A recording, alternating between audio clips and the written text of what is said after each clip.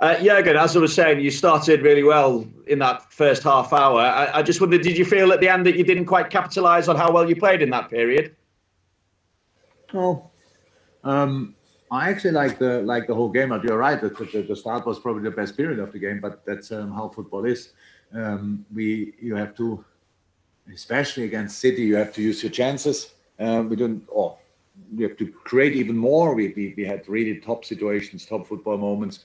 But for the football we played in that period, we didn't have enough 100%. Let me say it like this. And but that's normal and not nothing I'm too concerned about, because you just have to stay in the game. We scored our goal, and then we lost. We were not that compact anymore for I think around 10 minutes or so, and that immediately the difference maker, Kevin De Bruyne, is then between the line, turns, goes in the box, they score the goal, then they get the penalty, and apart from that, how I said, usually City, when we play City, we have to sit. We sit here in press conference and I have to say, yeah, here we were slightly lucky. Here Ali had to make a world-class save, and these kind of things, they have usually more clear-cut chances. Today they hadn't, and that's a compliment to my boys. And so we respect them a lot. I loved the energy level of both teams tonight.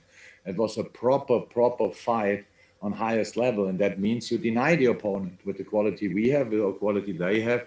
You deny the opponent, and in a lot of moments, and so I'm really happy with the result and the performance. On the penalty given to City, what do you and your players want to see happen with this handball rule now? I cannot speak about it because I didn't see it yet, so don't think it's now too important. Obviously, but everybody's talking about it. It looked and it sounds to me that it's obviously not 100% clear.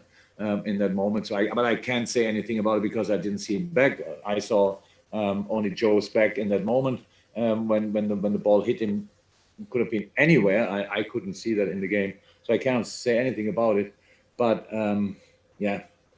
handball, offside, armpit, all these kind of things. I don't know why we constantly talk about it and not people who can make really a difference talk about it much more, because.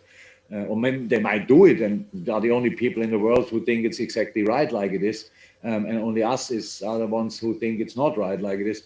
I can't say anything about this specific handball situation, but I saw yesterday the Bamford armpit, and it reminded me a lot on the Bobby Firmino armpit at Aston Villa and stuff like this. I can't wait for the first time when a player scores a goal with the armpit. Don't know how that works, but I can't wait. Thank you. Dave McDonnell from The Mirror, and then we'll go to Joe from, I think it's still NBC, Joe, I think, but definitely Dave McDonnell first, and then Joe Prince Ray. Hi, Jurgen. A lot's been said about the scheduling of matches. Ole Gunnar Solskjaer was very vocal after Manchester United's game. I understand you are supporting him. What do you feel needs to be done with the scheduling? Because it seems that there's so much demanded of players at the moment. I spoke around about 2 weeks ago. I had the club organized for me a meeting with Paul Molnar, the responsible person at the Premier League for the fixtures. Paul Molnar told me we cannot change it because it's not about Man United, it's not about Liverpool, it's not about City. Let me say it like this: we played after the last international break at 12:30 at Everton. My players were Wednesday night at some of them at Peru, I think. So then you play at 12:30. So these kind of things should not happen. I understand 100% the need of television, 100%. But the Premier League needs to fulfill more the position of the unity of the players as well. So yes, everything changed apart from the fixture list. So usually in a season, we all have an October, November, and then the very, very tricky December. This year, the October is like the December, the November is like the December, and the December is still like the December. That makes this is an intensity is really difficult. So, and now I don't ask, I don't think anybody asked for, like, you play Wednesday night, and it's completely normal that we play Saturday. It's the 12:30 which is the killer. Tottenham played in Ludogorets on Thursday night, played today at 12. So, with all respect to West Brom, but Tottenham won it late. So because you need them much longer and all stuff. And now people might like it and think, okay, that's a proper competition then, so it gives other teams a chance. The only problem is we injure the players. You cannot keep the players fit with that. So that's really the problem. So it's not about us. It's not about United. It's about the fixtures. And yes, we all agree. I spoke today that, and again, we have to talk again about the 5 subs. And if still the, I don't know, 14 teams say, I'm not sure they will say that the 5 subs shouldn't happen, then that's at least, that are sub 5 times when we play each other, the top 6 against each other. I have no idea if that's possible, but we have to find solutions because it's so tough. This year, we get it. We want to play football 100% with all we have. We need to play football. It's great for the people. It's great for us. Everything is fine. But Wednesday night and 12:30 should not be allowed. In that week now, Ole was right. So City and us, we played on Tuesday. So there are always 2 teams who play Tuesday and 2 teams who play Wednesday. If the Tuesday teams are in contention now for the Saturday 12th, whatever, that's okay. It's not nice, but it's okay. But the Wednesday teams should not even be in consideration for that game. Just not. So Sky, BT, Premier League, whoever, BBC, whoever, they have to talk.